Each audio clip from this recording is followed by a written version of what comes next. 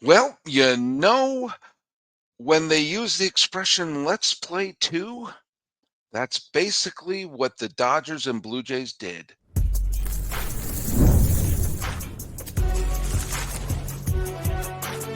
You are Locked On MLB Crossover, part of the Locked On Podcast Network. Your team every day. Hello, baseball fans, and welcome to Locked On MLB. It's actually a Locked On MLB crossover. I'll explain that a little bit. I am your host, Paul Francis Sullivan. Please call me Sully. This is the podcast where we talk about all of Major League Baseball. And also, if you're a Miami Marlin fan, you follow the Marlins. I'll explain that in a second as well. Follow us at Locked On MLB Pods on Twitter or whatever they call it these days, and on Instagram. I am your pal Sully. I'm on Sully Baseball Podcast Instagram. The best way to get a hold of us is to use that old hashtag everyday Sully. And I'm also going to, today's podcast is sponsored by it's very late, folks. Is sponsored by our good friends over at Game Time. Download the Game Time app, create an account, and use the code LOCKEDONMLB for $20 off your first purchase. Let's quickly just bring up the trivia question.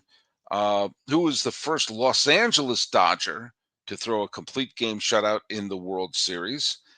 Stephen Schwartz said, was it Sandy Koufax who threw out the first shutout in Dodgers World Series history? No, but he was at the game, and he actually was warming up the pitch.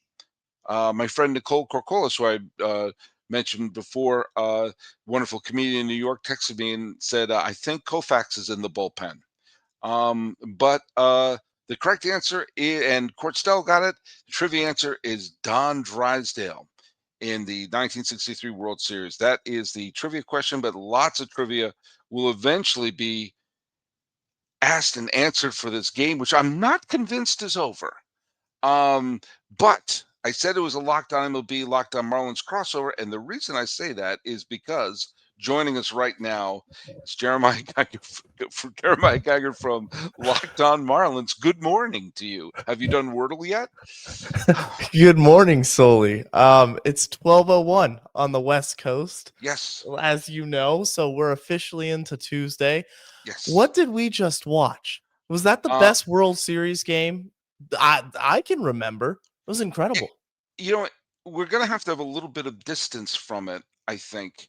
But there's a lot there are a lot of things that were amazing about it. And I'll tell you, there's one thing that I'm really, really happy about. And I said something similar at that amazing final game between Detroit and Seattle in the division series. That went extra innings, and it didn't end on an error. It didn't end on Orion Keckering throwing it to home plate. That game ended on a clean single. This one ended on a Freddie Freeman homer. It's amazing. Freddie Freeman hit a walk-off home run, and he's not the player of the game. It's not even close. It's not even close. But it was well played on both sides. There was great defense on both sides. There was great pitching on both sides. It wasn't decided on an error. It wasn't decided on a blown call. It wasn't decided on a balk or something ridiculous. And here's the best part, or there's two best parts. It was not decided with a position player pitching. Yeah. Yeah. I mean, take over on that one there, Jeremiah. But for those who may not have known, explain why I just mentioned that. Yeah, I mean, I think I'm losing track of the innings at this point. It was probably the 15th or 16th when Ken Rosenthal's reporting to the booth, and he says, guys, I just talked to Dave Roberts, and Dave said, if this keeps going, we're going to have to throw a position player on. And I said to myself, okay, this is the World Series. This isn't a game in August or June, against the Rockies. This is the World Series. There is no way that in God's green earth that should happen. I'm so glad it didn't.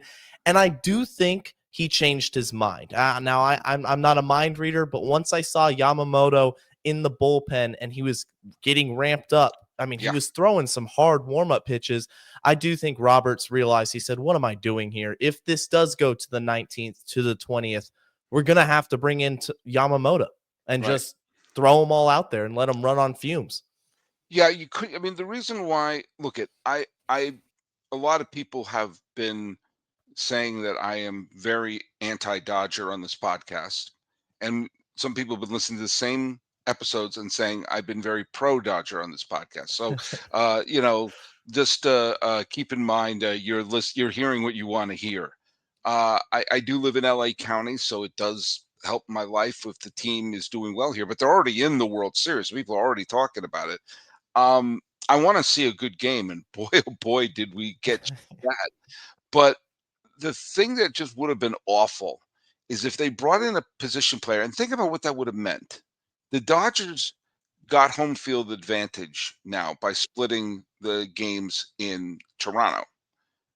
And I'll get to in the third segment, I'll get to my title of the previous episode, which I did tongue in cheek, and a lot of people were got a little piffed at me. But if they brought in a position player, that's basically waving the white flag.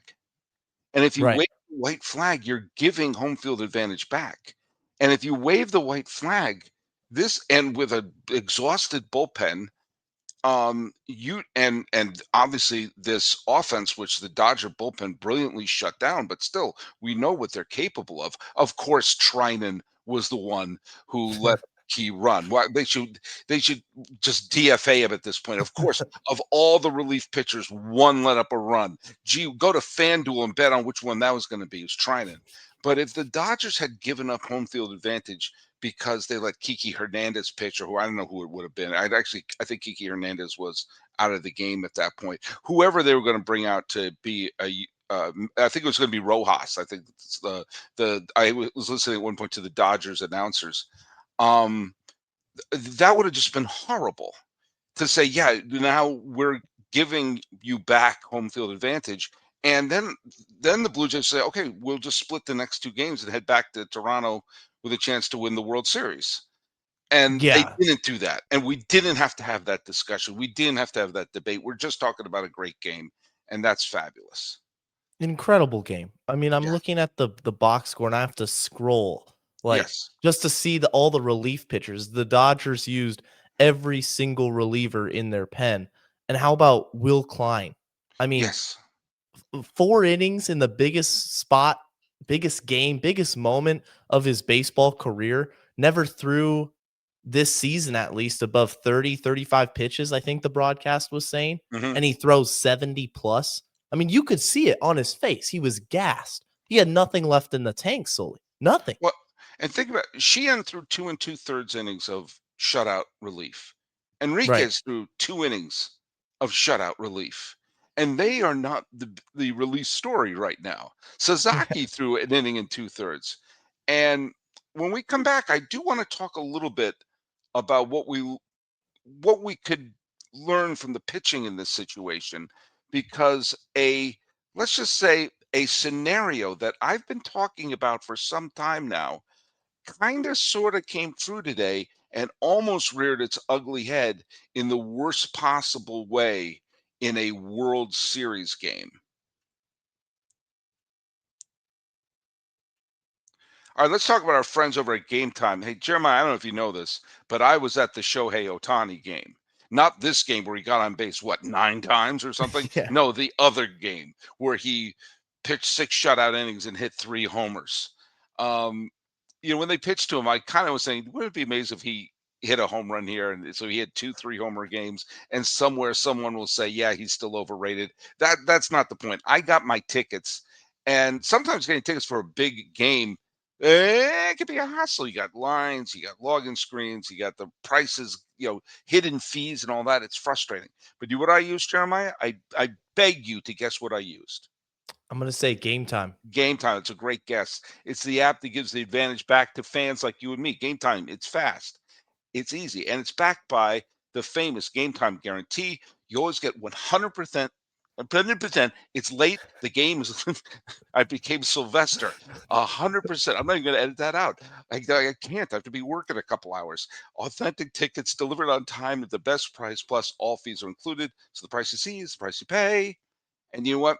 If you pull up Game Time, it's just a couple of taps. You see great deals. And if you want to go to like football games, if I want to go see the Rams or the Chargers nearby me, and I do, you can get your favorite NFL game tickets for as low as $100. Now, the app made it all super simple. You can even see, I saw when I got my tickets at Dodger Stadium exactly where I was sitting. Zone deals are great because there's section Dodger Stadium I really love. It's faster, it's cheaper, it's less stressful than any other way I've ever bought tickets. So let me, Jeremiah, I'm giving you this deal, but I'm also giving all my listeners this deal. So don't feel too special. What you got to do is you got to download the Game Time app, create an account, and use the code Locked On MLB for $20 off your first purchase. Terms apply. Again, that's code LOCKEDONMLB for $20 off. Swipe, tap, ticket, go. Download Game Time today.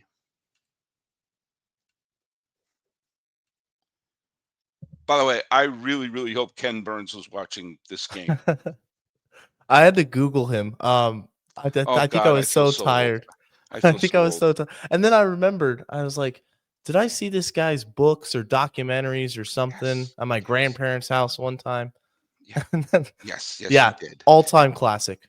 By the way, Otani got on base 9 times. That has 9. to help. Yeah, that has to help his OPS. And let's give props to the Blue Jays. Kirk before he was pulled out, taken out because and poor Heineman, who was the Maytag repairman of the Blue Jays, he actually got into the game, but Kirk got on base 4 times, and Lauer threw 4 2/3 innings of shutout baseball where every single time the ball left his fingers, a walk-off hit could have happened. And poor Little, I mean, he led up a home run to Freddie Freeman, and Freddie Freeman is now the first person to hit more than one walk-off home run in the World Series. Here's the Wow. list of people who have hit multiple walk-off home runs in the World Series. Freddie Freeman, I think that's it. that's it. Freddie Freeman.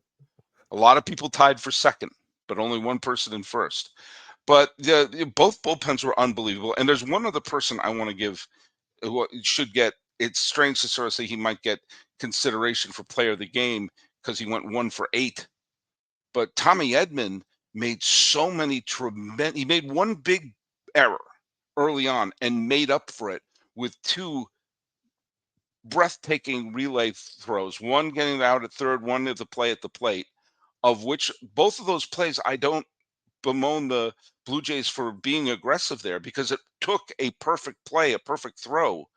And sometimes when you get, you have to push the other team to make a great throw or a great play. And man, everything was just so fantastic in this game. Is I it was over? gonna Is the game over? I think so. Okay. I think so. I'm in like this daze right now, this fever dream. I was gonna say, Sully, the defense in Hmm. extra innings, just Yeah. immaculate on both sides. And there was this one play. It was in the losing effort. It was made by Toronto. It's a Hmm. ground ball hit to third base, Yep. and Clement Hmm. gathers, spins, and throws a one hopper to Vladdy, who digs it out. And I was like, this is why defense matters.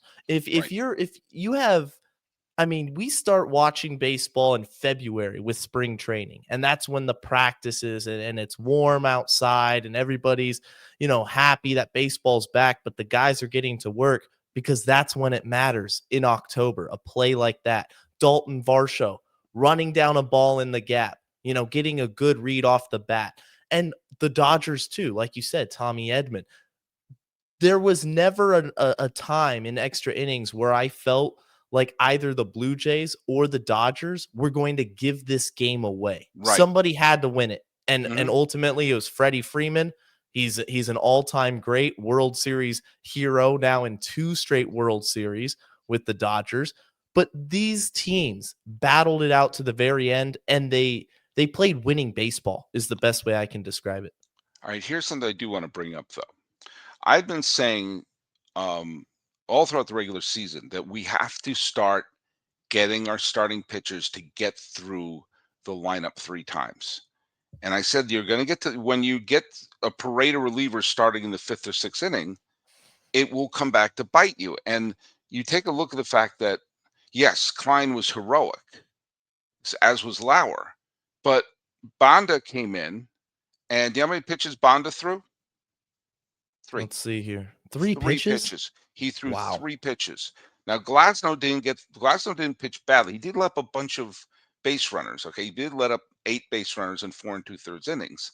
But there's some point you were going to have to get pitchers to grind it out a little bit because you see a game like this, and I'm sure as Klein is coming, staggering back to the dugout after each inning, going, guys, you want to score a run for me anytime soon? And Bonda is like, yeah, I threw more warming up than I did on the mound. Right. And Robleski threw an inning and 2/3, but Dreyer, do you know how many pitches Dreyer threw? 5. So Dreyer and Bonda combined for 8 pitches. Wow. And then so when you're looking in and of course Kershaw came out. Kershaw threw 8 pitches. And now he got out of that inning, and it was a heroic job. But it was like, okay, then they brought in Enriquez the very next inning, and you know, we're talking about, do we bring Yamamoto in? Do we bring a position player in? We're gonna have to. There has to be a change in philosophy in pitchers because this whole, okay, good job, you gave us almost 5 innings. When you have a marathon like this, I mean, I'm gonna guess Klein is done for the World Series. He's And got I'm to gonna be. and I'm gonna guess that Lauer is done for at least the next few games. And Sheehan's not available tomorrow, and probably Sasaki. Who's available tomorrow? Well, today, Sully. It's Yeah, today. I'm sorry. I'm sorry. Yeah, I can do Wordle right now. But that's that's something to be concerned about. I mean, like if you're the Dodgers, I mean, what relievers do you have? And if and the same thing with Toronto. Early on, Fluharty threw how many pitches? I'm got him up here. 14. 14 pitches. Okay, fine. Um, they stretched their relievers out a little bit better. Well, Right. Bassett through 8. Yeah. Oh, that's right. Bassett, who's a starter. Who's a starter by trade. Yeah. Yeah. And Hoffman, is he going to be available tomorrow? He pitched 2 innings. Fisher threw an inning and 2/3. I mean, little bless him, he let up a home run to Freeman. There's no real shame in that. Dominguez let a home run to Ohtani. It took a home run because it was going to get we get past the defense, but we're going to have to do something in baseball about this because being able to tough out and grind it out to at least the 6th inning and maybe say, hey, that reliever got a key out with 2 outs. Maybe have him finish the inning. Yeah. Push to get the. I jokingly said that if there's 2 outs and nobody on, and a manager makes a pitching change with 2 outs and nobody on, I've jokingly said that team loses their first round draft pick. I mean, just we have to penalize that if we're talking about pace of play. But I'm only half joking now. It's like we have to. The team that figures this out, how to get innings eaters, how to get their starter. All right, you don't have your best stuff, but you got to give us 6 more outs somehow.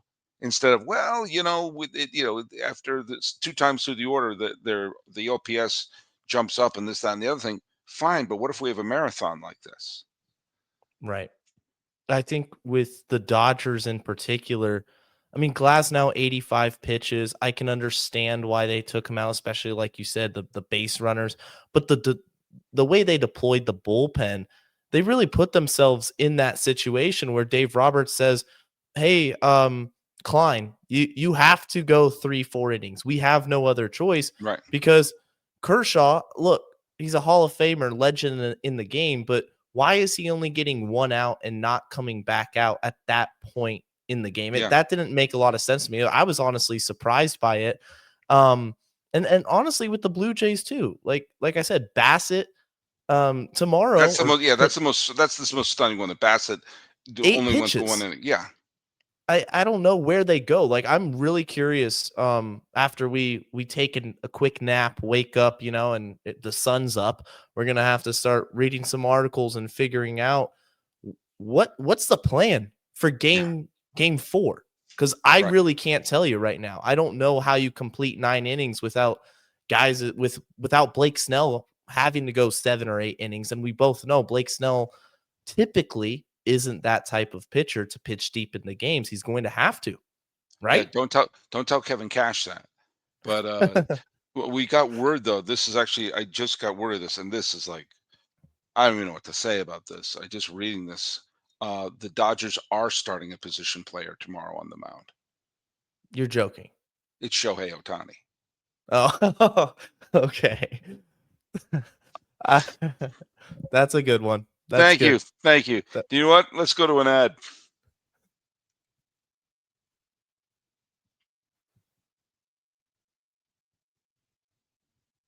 All right, we're doing a Locked On MLB Locked On Marlins crossover. Um, just because Jeremiah's up, then I didn't want to do this alone. So, welcome to the show, Marlin fans. Yeah, I know you Um, guys were watching the game. yeah, absolutely. Oh man, I should have come up with a Marlins trivia question, but it's late. I don't even know what day it is. Hey, you were asking about like where this ranks. And again, I think where this game ranks is an all-time great World Series game. And I do think we always need a little bit of distance. We need a little bit of distance. We also need a conclusion to the World Series to see how this fits into the narrative. Right now it feels like a top in terms of a top 5 of games that I've personally watched. Um, the one thing that goes against it a little bit is it's a game 3 and not a game 6 or 7. That's one of the things that made that game between Detroit and Seattle so great a couple weeks ago. It was a deciding game. It was both teams were trying to get on. That's what made the final game in 1991 between the Twins and the Braves and the Marlins beating the Cleveland. Hey, look, I got brought it to the Marlins. The fact that There we go. that was a do or die game for both teams, and the same thing with the with Arizona and New York in 2001. The Aaron Boone game was for the pennant. Games like that are just there was no one on the verge of elimination, but this might be the best game 3 I've ever seen. Let's just Yeah, get for sure. this is, by the way, the second 18 inning game 3 that the Dodgers have had in the last 10 years. In the World Series. In the World Series, yeah. Max That's Muncy, the 2018. Muncy. Yep.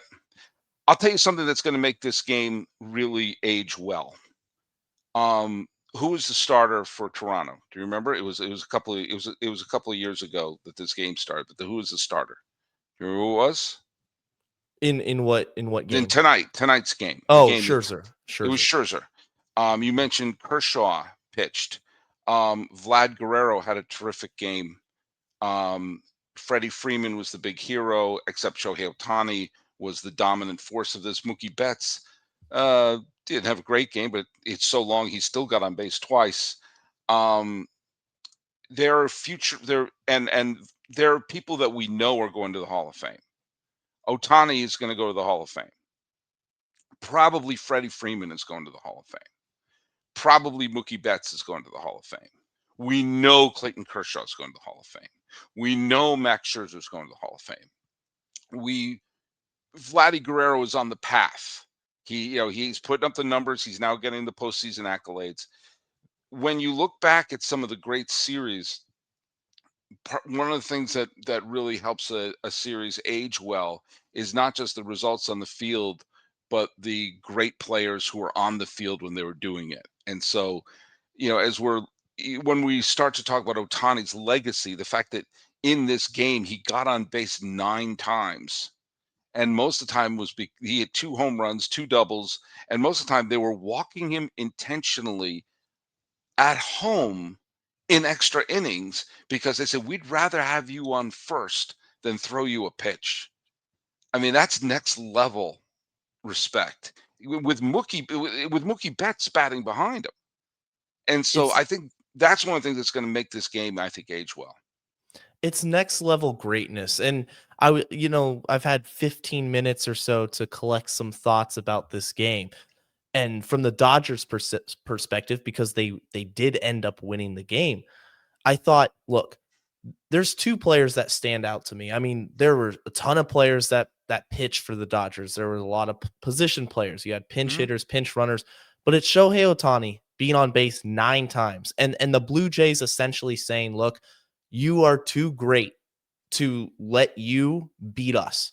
Mhm. We'll lose to Mookie Betts. And Right. Mookie Betts is probably going to the Hall of Fame. We would rather lose to Freddie Freeman, but we're not going to let you, Shohei, dictate this baseball game because he proved to be unstoppable. The definition of unstoppable. He didn't get out tonight solely. And Yeah. then you have the flip side. So you have Shohei Ohtani, who's probably the most famous baseball player walking right now. Certainly the greatest baseball player that I've seen In, play. intentionally walking too. Intentionally walking him nonetheless. And then the other hero. Okay, so you have Shohei doing his thing, but the true hero, the guy that kept the Dodgers in this game to the very end so that they could pull out that win with that mighty lineup, is a pitcher, Will Klein, who, guess how many innings he's pitched in his major league career, Sully? I Five. don't know. 5.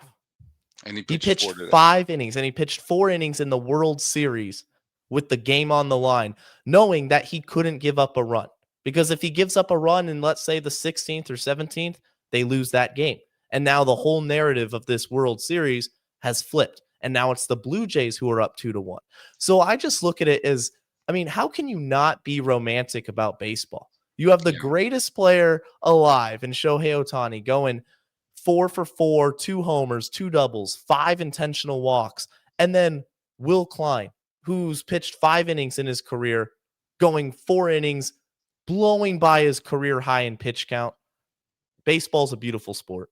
It really is. And I love the fact that Bauer and Klein, who just pitched their guts out, um, they woke up this morning not knowing that they were going to have their greatest games they ever played today. Yeah. And what I think what I mentioned, that was it. Freddie Freeman got on base. How many times did he get on base? 4 times today. 4 times with a walk-off home run, and he's maybe the third player of the game. I Right. mean, Otani is the player of the game, absolutely. Klein has to be the pitcher of the game and be the great hero. And Edmund made as I said, made the bonehead error, but made a couple of great defensive plays later. And I mean, Teoscar Hernandez got 4 hits, and then he's an afterthought. Right. I wouldn't even have brought him up, and he had a 4-hit day. He had a 4-hit day in a World Series game. What do you think's going to happen tomorrow? I mean, tomorrow, like, I'm just excited to see how these teams handle the emotional letdown, the emotional thrill, like however you want to look at it. This takes so much out of you as a player. I mean, number Mhm. one, physically, Will Smith caught all 18 innings. That's another thing that needs to be looked at. Like his knees, he's exhausted. These players are exhausted, and they're coming off this emotional high with the Dodgers, the Blue Jays, a tough fought loss. But now they know we have to win game 4. Otherwise, we're going to be down 3-1. And Right. Sully, once you're down 3-1, it's going to be really hard to come back. And sometimes a team improves against the narrative that everyone says, or a manager or someone improves against the narrative. I remember when Dusty Baker finally won his World Series title, and the big knock against him was he was always terrible at handling his pitching staff.